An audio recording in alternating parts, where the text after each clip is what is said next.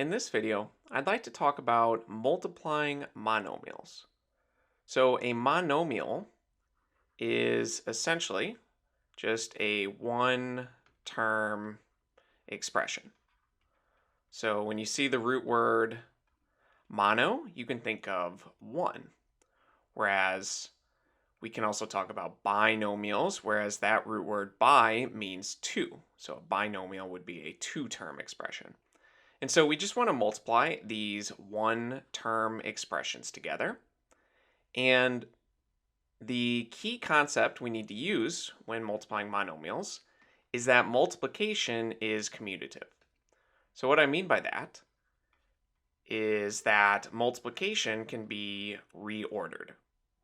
So something like 4 times 3 is the same thing as 3 times 4. This is a property, like I mentioned, that's known as commutativity.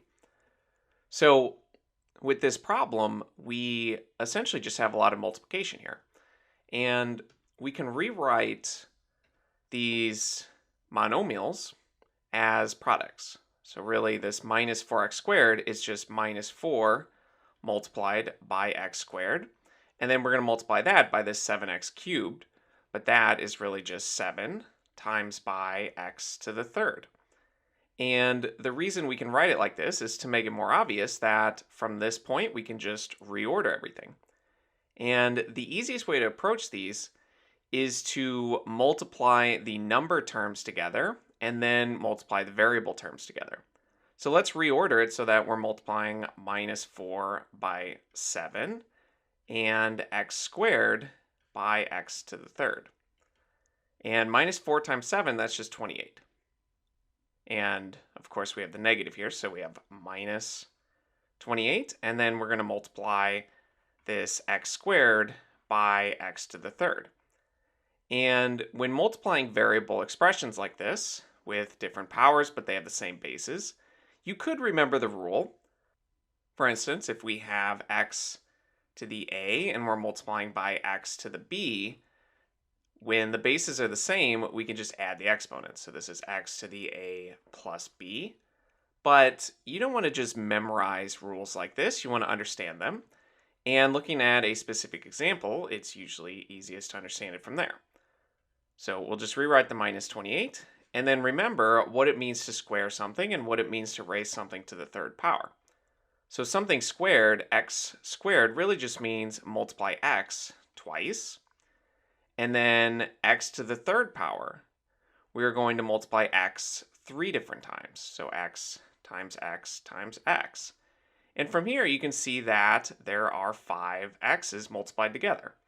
So it does fit this rule that when they have the same base, you just add the exponents. 2 plus 3 is 5. But like I mentioned, it's better to understand where the rule comes from.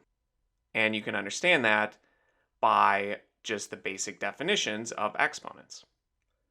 So we have this minus 28 and then times by x multiplied 5 times. So we can rewrite it as minus 28 times x to the 5th power. And this will be our final answer. So let's go through a couple more problems and we'll just apply these general principles. So for this one, we have minus 4r to the third multiplied by minus 5r to the third. So let's just rewrite it.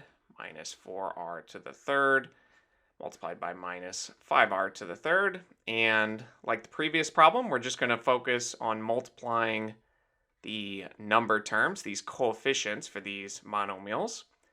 And minus 4 times minus 5 is positive 20. And once we do that, then we can multiply the variable terms together. So we have r to the third multiplied by r to the third. And we could remember the rule that they have the same base, so we add the exponents, so we get 20 times r to the 6th. Or just think about it with basic principles. You have 3 r's multiplied here, and then you're multiplying by 3 more r's.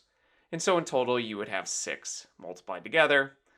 And your final answer here would be 20 times by r to the 6th power. And let's just do one more of these examples.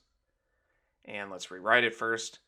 So we have 7x to the third multiplied by 3x to the 7th. And focusing on the numbers first, 7 times 3 is 21. And then next, we just focus on our variables. We have x to the third multiplied by x to the seventh. And so we have 3 x's multiplied together here. And then we're multiplying by 7 more x's here. And so in total, we would have 10.